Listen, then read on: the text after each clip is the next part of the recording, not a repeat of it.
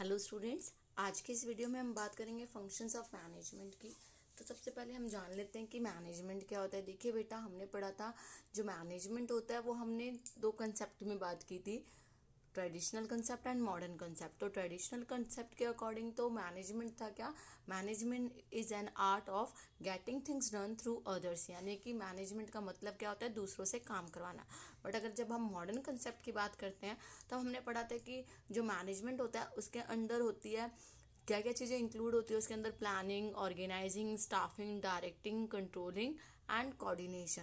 तो अगर हम बात करते हैं फंक्शंस ऑफ मैनेजमेंट की, यानी कि जो मैनेजमेंट है वो इन सब चीज़ों से मिलके बना है। तो मैनेजमेंट के अंडर जो जो आपके फंक्शन परफॉर्म किए जाते हैं वो भी कौन कौन से आपके, प्लानिंग है, ऑर्गेनाइजिंग है, स्टाफिंग है, डायरेक्टिंग है, कंट्रोलिंग है, कोऑर्डिनेशन है। कहने का मतलब ये है कि मॉडर्न कंसेप्ट के अंडर जो एक मैनेजर होता है वो ये सारे टास्क परफॉर्म करता है। ठीक है, तो जो वो टास्क परफॉर्म करेगा वो क्या हो जाएगी, उसके फंक्शंस हो जाएंगे। तो सबसे पहला फंक्शन है हमारा प्लानिंग। देखिए, अगर हम नॉर्मल वर्ड्स में बात करें तो प्लानिंग करने का मतलब क्या होता है, फ्यूचर कोर्स ऑफ एक्शन, यानी कि फ्यूचर के बारे में सोचना। तो planning is a basic manager function, क्योंकि प्लानिंग के बाद ही जो है बाकी सारे फंक्शन परफॉर्म किए जा सकते हैं।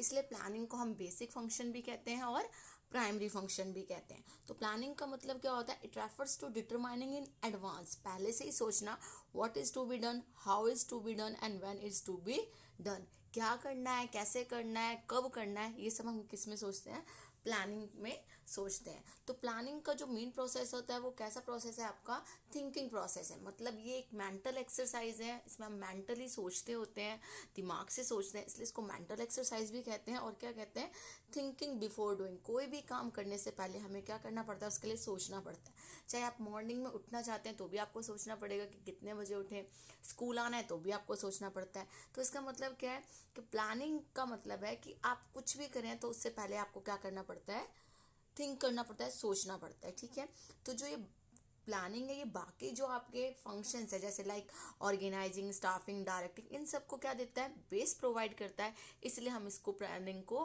मैनेजमेंट का बेसिक फंक्शन भी कहते हैं। अलग अलग जो आपके ऑथर है उन्होंने प्लानिंग की अलग अलग डेफिनेशन दी है।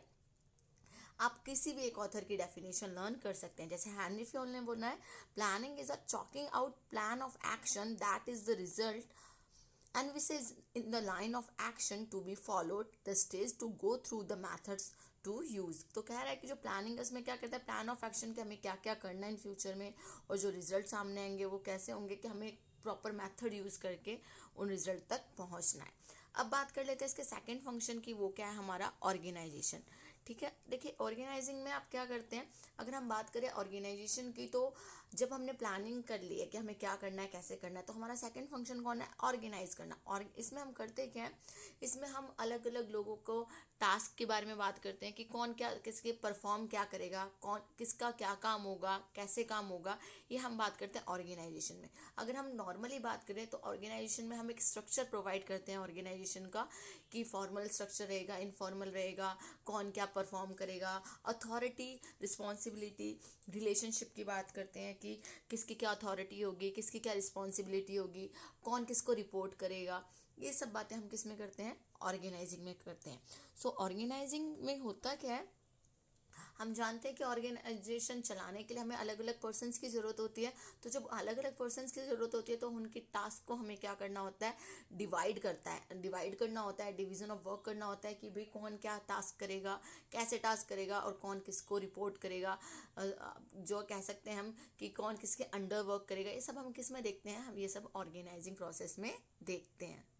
तो अगर हम बात करें ऑर्गेनाइजिंग की, तो ऑर्गेनाइजेशन में हम क्या करते हैं, ऑर्गेनाइजिंग में हम जो भी एक्टिविटीज़ होती है, डिफरेंट एक्टिविटीज़, उनको कंबाइन करते हैं ताकि जो हमारा मेन, जो हमारा रिजल्ट है, यानी कि जो हमारा मेन टास्क है, क्या टास्क है हमारा, कि हमारा जो ऑब्जेक्टिव है वो अचीव हो सके।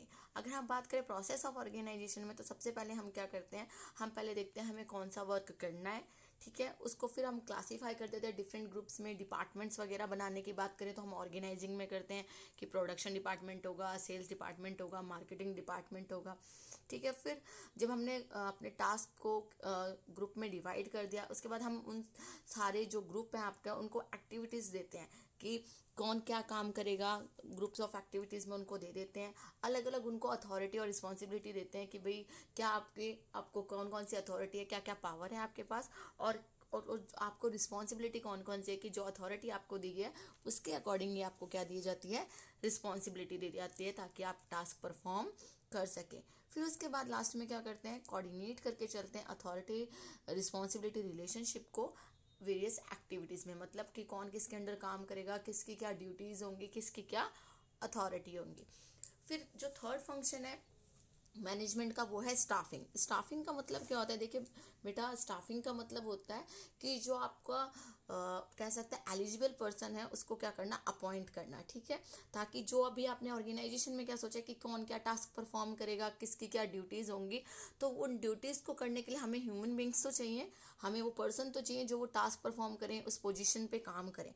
तो जो हमारा थर्ड फंक्शन होता है किसका, मैनेजमेंट का, वो होता है स्टाफिंग करना, यानी कि लोगों को रिक्रूट करना, लोगों को अपॉइंट करना, ताकि जो हमने सोचा है काम वो कर सकें, ठीक है। It is that process of management under which various decision about, हम इसमें क्या करते हैं, बहुत सारे डिसीजन लेते हैं, किससे related, human beings related, appointment of employees related like recruitment, selection, training, development, promotion of employees, compensation to employees, performance evaluation of employees, ये सारी चीज़ें हम किस में लेते हैं, ये सारी चीज़ें हम करते हैं स्टाफिंग में, ठीक है। तो अभी मैंने आपको बताया कि जो अलग अलग ऑथर हैं उन्होंने अलग अलग डेफिनेशन दी हुई है, ठीक है, हर एक ऑथर ने अपनी एक डेफिनेशन दिया है। आप अपनी सुविधा के अकॉर्डिंग किसी भी एक ऑथर की डेफिनेशन आपकी बुक में से लर्न कर सकते हैं।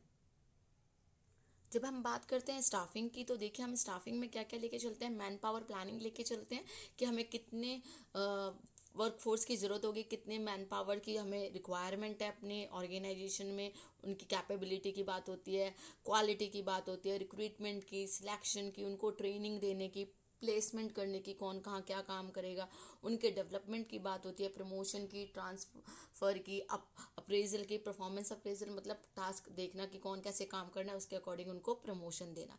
तो इन सब की बात हम किस में करते हैं, स्टाफिंग में करते हैं। अब जो हमारा फोर्थ फंक्शन है वो कौन सा है, हमारा डायरेक्टिंग। देखिए आपने पहले फंक्शन में प्लानिंग कर ली कि क्या क्या काम करना है, दूसरे फंक्शन में आपने क्या क्या ऑर्गेनाइजिंग कर ली, कौन किस पोस्ट पे काम करेगा, कैसे काम करेगा, आपने एक स्ट्रक्चर बना लिया।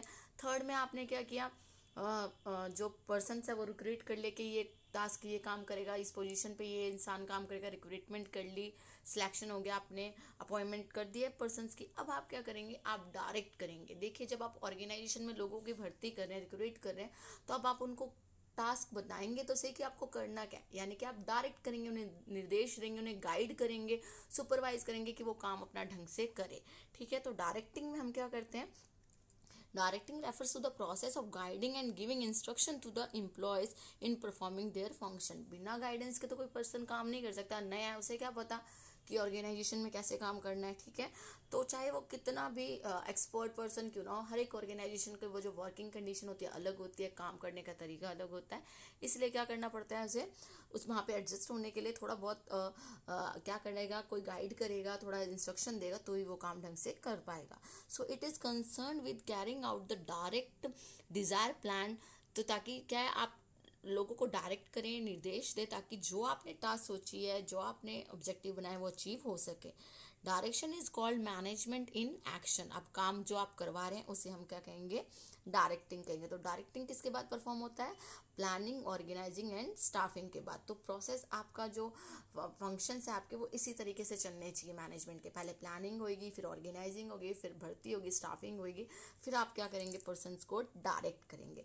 फिर से मैं रिपीट कर रही हूँ कि अलग अलग ऑथर ने अलग अलग डेफिनेशन दिया हर फंक्शंस ऑफ मैनेजमेंट की। आप किसी भी एक ऑथर की डेफिनेशन लर्न कर सकते हैं। जैसे डायरेक्टिंग इसमें दे रखी है, directing is telling people what to do and seeing that do it to the best of their ability. पहले बताना है कि इंसान को आपको क्या काम करना है और चेक करना है कि वो उस ढंग से काम कर रहा है या नहीं। तो डायरेक्टिंग में आपका इंक्लूड हो जाता है लीडरशिप, कम्युनिकेशन, कम्युनिकेट करना, बताना, उन्हें देना, लीड करना, नेतृत्व करना, बताना कि काम कैसे करना है, मोटिवेट करना, इंस्पायर करना अंदर से कि वो इंटरनली इंस्पायर हो कि वो काम ढंग से करें, और सुपरवाइज करना कि कौन कैसे काम कर रहा है। अब फिफ्थ फंक्शन आता है कोऑर्डिनेशन। देखिए बेटा, जो कंट्रोलिंग और कोऑर्डिनेशन था, काफ़ी टाइम पहले कंट्रोलिंग का एक पार्ट था कोऑर्डिनेशन। अब क्या किया है, कोऑर्डिनेशन और कंट्रोलिंग को अलग अलग कर दिया गया। चाहे तो आप कोऑर्डिनेशन भी पहले लिख सकते हैं और चाहे तो कंट्रोलिंग भी पहले लिख सकते हैं। जो कोऑर्डिनेशन होता है, इसका मतलब होता है लिंक और हार्मोनी बना के रखना वेरियस ग्रुप्स में, ठीक है। जैसे अगर कोई ऑर्गेनाइजेशन में काम कर रहा है पर्सन, तो वो क्या करेगा, उस ऑर्गेनाइजेशन में काम कर रहे हैं तो डिफरेंट ग्रुप्स हैं, वो आपस में कोऑर्डिनेट करके चलें, तालमेल करके चलें, लिंक बना के चलें, तो ये वो टास्क कंप्लीट हो सकती है, वरना नहीं हो सकती। जो कोऑर्डिनेशन है वो हर लेवल पे की जाती है। मैनेजमेंट के हमने पढ़े हैं 3 लेवल्स होते हैं, टॉप, मिडल और लोअर। हर लेवल पे की जाती है, इसलिए हम इसे एसेंस ऑफ मैनेजमेंट भी कहते हैं, क्योंकि बिना कोऑर्डिनेशन के कोई भी काम करना पॉसिबल नहीं है। क्योंकि हम जानते हैं वेरियस इंडिविजुअल्स है, काम कर रहे हैं ऑर्गेनाइजेशन में, अगर सब अपने अपने तरीके से काम करें और उन्हें कोई मतलब ना हो कि सामने वाला क्या काम कर रहा है, सिर्फ अपने पे कॉन्सेंट्रेट करें, तो फिर जो है ऑर्गेनाइजेशन के गोल्स कभी अचीव नहीं हो सकते। फॉर एग्जांपल मान के चले परचेजिंग डिपार्टमेंट अपनी मर्जी से परचेज कर ले, प्रोडक्शन डिपार्टमेंट से पूछे ही ना कि कितना परचेज करना है, प्रोडक्शन डिपार्टमेंट अपनी मर्जी से प्रोडक्ट बना ले और आगे फिर सेल्स डिपार्टमेंट से पूछे ना कि कितने को सेल करना है, तो क्या होगा कि कभी तो प्रोडक्ट बहुत ज़्यादा बन जाएंगे और कभी बहुत कम रह जाएंगे, कभी सेल्स मार्केट में बहुत ज़्यादा होगी और कभी सेल होगी नहीं क्योंकि प्रोडक्ट ही नहीं है, ठीक है। तो इस करके प्रॉब्लम हो जाएगी, कभी अनसोल्ड स्टॉक रह जाएगा और कभी क्या हो जाएगा, शॉर्टेज ऑफ स्टॉक हो जाएगी। इसलिए क्या कहा गया है कि जो भी काम है, जो भी ऑर्गेनाइजेशन में काम हो रहा है, डिफरेंट डिपार्टमेंट्स काम कर रहे हैं, कोई ग्रुप काम कर रहा है, तो उनके बीच में क्या होना चाहिए, कोऑर्डिनेशन होना चाहिए, लिंक होना चाहिए, हार्मनी होना चाहिए, ताकि वो एक दूसरे से अटैच रहें और काम कर सकें, ठीक है। कोऑर्डिनेशन की फिर से डेफिनेशन अलग अलग ऑथर ने अलग अलग दी है। Coordination is a part of all phases of administration and that is not a separate and distinct activity. Her level पे की जाती है, फंक्शन से ही जुड़ी हुई है मैनेजमेंट के, इसलिए हम इसको डिस्टिंक्ट एक्टिविटी नहीं कह सकते, हम कह सकते हैं कि ये किसका पार्ट है, फंक्शंस का ही पार्ट है। अब आता है आपका last function of management, that is controlling. Controlling doesn't mean controlling of human being या फिर कंट्रोल ओवर ह्यूमन बींग्स, नहीं, आपको ह्यूमन बीइंग के ऊपर कंट्रोल नहीं करना है। कंट्रोलिंग का मतलब क्या होता है कि जब आपने कोई टास्क की, प्लानिंग में आपने क्या किया, प्लानिंग में आपने ऑब्जेक्टिव बना लिया, फिर उस ऑब्जेक्टिव के अकॉर्डिंग आपने टास्क परफॉर्म की और वो टास्क उस ऑब्जेक्टिव को अचीव नहीं कर पाई, वो टारगेट को अचीव नहीं कर पाई, तो आप ये देखते हैं कि कहाँ क्या कमी रह गई कि वो टास्क आपका अचीव नहीं हो पाया, रीज़न क्या था, और फिर आप उस जो आपकी कमी रह गई उसको दूर करने की कोशिश करते हैं। तो आप कंट्रोलिंग में क्या करते हैं, पहले एक स्टैंडर्ड परफॉर्मेंस फिक्स करते हैं, उस जो स्टैंडर्ड परफॉर्मेंस है उसको एक्चुअल परफॉर्मेंस के साथ कंपेयर करते हैं, और अगर कोई डिविएशन आता है, जो मेजर डिविएशन है कि रीज़न आता है कि वो टास्क अचीव नहीं हो पाई है, तो उसके लिए आप करेक्टिव मेजर्स उठाते हैं, ठीक है। तो बात करें कंट्रोलिंग की, तो रिलेटेड क्या है, रिस्ट्रिक्ट करना। कंट्रोलिंग मतलब वो चीज़ दोबारा रिपीट ना हो। तो कंट्रोलिंग जो है वो बहुत ज़्यादा ज़रूरी है, किसके लिए, एंटरप्राइज के गोल्स को अचीव करने के लिए, ठीक है। आप इसमें क्या करते हैं, आप इसमें ऐसे एक्शंस लेते हैं ताकि जो काम आप एक बार मिस्टेक्स हो चुके हैं वो दोबारा रिपीट ना हो। जो आपका कंट्रोलिंग है वो लास्ट फंक्शन है किसका, मैनेजमेंट का, जिसमें आपने क्या किया, करेक्टिव मेजर्स उठाए हैं, फिर दोबारा से आप प्लानिंग करेंगे, फिर दोबारा से ऑर्गेनाइजिंग, स्टाफिंग, डायरेक्टिंग करेंगे और फिर दोबारा से कोऑर्डिनेशन करके कंट्रोल करेंगे, इसलिए इसको लास्ट फंक्शन भी कहा गया है। It is a backward function भी है और फॉरवर्ड लुकिंग फंक्शन भी है। बैकवर्ड फंक्शन कैसे है, क्योंकि आप पहले क्या देखते हैं, आप प्लानिंग में देखते हैं कि आपने कौन से स्टैंडर्ड फिक्स किए थे कि आपको क्या अचीव करना है, ठीक है। तो फिर आपने पीछे मुड़ के देखा कि आपने स्टैंडर्ड फिक्स किए हैं और फिर उसको एक्चुअल से कंपेयर करते हैं। और ये फॉरवर्ड लुकिंग फंक्शन कैसे हैं, फॉरवर्ड लुकिंग फंक्शन इसलिए है क्योंकि बेटा आप आगे जाके कोशिश करते हैं कि वो जो गलती अभी दोबारा हुई है वो फिर से दोबारा रिपीट ना हो, ठीक है। तो जो आपकी कंट्रोलिंग है वो किसकी हेल्प लेती है, प्लानिंग की हेल्प लेती है। प्लानिंग किसकी हेल्प लेती है, कंट्रोलिंग की हेल्प लेती है। इसलिए कहा जाता है कि जो कंट्रोलिंग है वो लास्ट फंक्शन है, क्योंकि उसके बाद फिर से क्या होता है, फिर से प्लानिंग की जाती है और फिर से कोशिश की जाती है कि जो मिस्टेक प्रीवियस टाइम पर रिपीट हुई थी वो दोबारा रिपीट ना हो। तो इसमें भी अलग अलग ऑथर ने डेफिनेशन दी है। Controlling is the process of bringing actual result and desire result closing together, कि चाहते क्या है कि जो आपका पहले जो आपने फिक्स किए हुए हैं टारगेट्स, उनको किससे कंपेयर करते हैं, एक्चुअल से, और कोई डिविएशन होता है तो आप क्या करते हैं, करेक्टिव मेजर्स उठाते हैं। तो कंट्रोलिंग प्रोसेस में सबसे पहले आप क्या करते हैं, स्टैंडर्ड फिक्स करते हैं, फिर मेजर करते हैं एक्चुअल परफॉर्मेंस को, फिर कंपेयर करते हैं एक्चुअल परफॉर्मेंस को स्टैंडर्ड परफॉर्मेंस से। फिर अगर कोई डिविएशन आ जाता है तो उसके लिए क्या उठाते हैं आप, करेक्टिव मेजर्स उठाते हैं। तो आई होप कि आपको फंक्शंस ऑफ मैनेजमेंट क्लियर हो गए हो और आप इसे पेपर में बहुत अच्छे से लिख पाएँ। Thank you students.